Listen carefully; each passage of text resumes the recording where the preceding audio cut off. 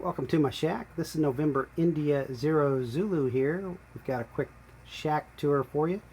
So fly through basically all of the components of the shack, and this will also be a foundation for future videos as we get into other topics. So what you're looking at right now is my main transceiver. This is a Expert Electronics SDR transceiver MB1, as you can see.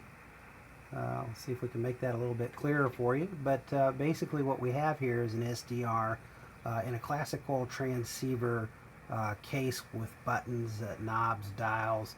It's got a nifty display as well. And in the box we've also got a PC. It's a Windows 10 PC. Quite a capable one, I might add, as well. And then also has a display. Fairly high resolution, 800 by 1200, that basically runs the SDR software. Now what I just did was switch between the radio's display that's built for the radio and the Expert SDR software that you can run. It's basically, this screen is just a screen off of Expert SDR for the MB1, but you've got a full-fledged SDR program that it runs behind it. Now what's cool about this transceiver is a lot of SDRs up to this point have been experimental in nature, somewhat subject to a lot of shack hazards. By that I mean things like RF, Windows operating in system instabilities, those types of things. I don't find this SDR to be experimental at all. All of the features that you might want are there. It integrates just like any other high-end transceiver, and so I just don't believe this one's experimental anymore. The software's there, the radio's there, the hardware's there. It's all basically there in the box. Alright, so we've got a KPA 500 Elecraft amp. Gives me about 500 watts. Over next to it you've got a KPA 100, that's about 100 watts. That's used for the KX3. The amps are chained together so that basically this little 10 watt 15 watt KX3 can basically deliver the whole 500 watts output, and it works really well. Up above the radio, I've got a Sound Blaster X-Fi HD USB sound card. We'll cover that in future videos, but I'm using that as well as another one on the main PC to tie the audio systems of the two computer systems together to basically do my digital nodes. I found that just to be the cleanest way that I happen to want to do it. Up above here, we've got a Cat 500 antenna tuner Elecraft. You've got a QS1R SDR above that. You've got a CD drive. Atop of that, you've got a DX Engineering RTR1A. That's basically allows me to share the antenna between the two SDRs. The QS1R is used as a skimmer. We'll cover that in a little bit. And then I've basically got some isolation for my power amplifier lines for keying, and then above that I've got an external hard drive that I've used to back up the main drive here on the MB1. Now, the MB1, being a computer, can drive external monitors, can drive two. I happen to have one. I'm just mirroring the display. I could have used an extended display here and run my radio software on it if I want, but I kind of like having it mirror the display. Over here on the main PC, we've got a bunch of software running: Ham Radio Deluxe, DM780, Comcat. In the middle we've got my transmit audio processing.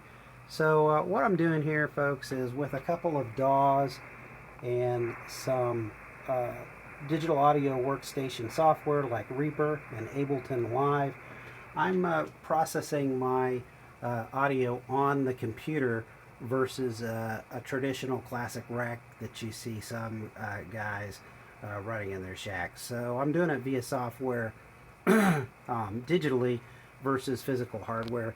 On the left side, basically that's my receive audio, and I'm just doing the same thing with one of the DAWs and Reaper. and I'm processing the receive audio. So that allows me to use something called VST plugins that basically replace hardware amp components with software components. It's much cheaper in the end and economical, and a lot more flexible because you can get all kinds of different plugins if you want to play with that type of stuff. And then over here on the left we have my skimmer. This is also running off of the main PC. It's a very heavyweight PC, capable of running all kinds of stuff, as you can see. I also have PST rotator up there in the top left corner, and that basically allows me to click anywhere on the map and the beam will swing that way for me so that I can work my QSOs faster. You can also tie that into software like Comcat, so that when I double click on a spot, basically it'll change the radio frequency and point the antenna in the right direction. Also very good for working QSOs very quickly. Speaking of PST rotator software, there's the actual rotator control. It's a Green Heron RT21, and over here we have a wave node, which is a watt meter. Normally I could put software displays of the power in and power out to the amplifier chain. In this case, I'm just using the built-in display on the box. Again, this is Hamzilla, my famous SDR PC. I built this specifically for my SDR work. It's a 6-core i7 Intel processor based box. It's in a Workstation case. It has a very beefy 650 watt power supply,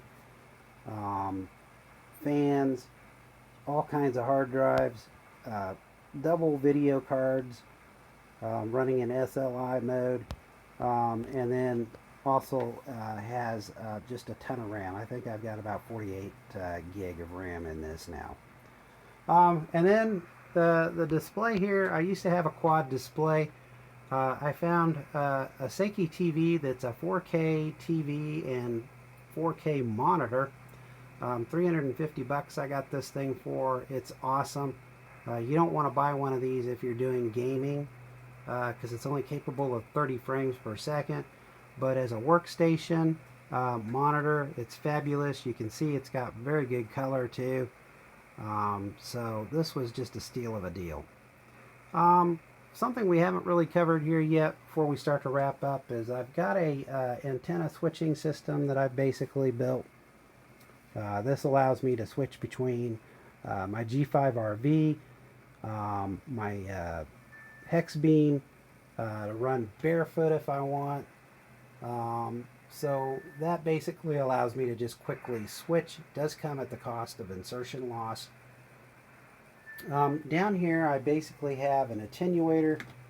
What I can do with that is the audio from the KX3 and any SDR that I want to put here on the bench can run over to one of the DAWs, and then using the VST plugins I can basically compare the two radios audio side by side, so we equalize out the volume on them, and then we can watch them, and then we can attenuate a strong signal, same signal live going to both radios via splitters up here, that allows me to test and slowly attenuate and see which radio conks out first.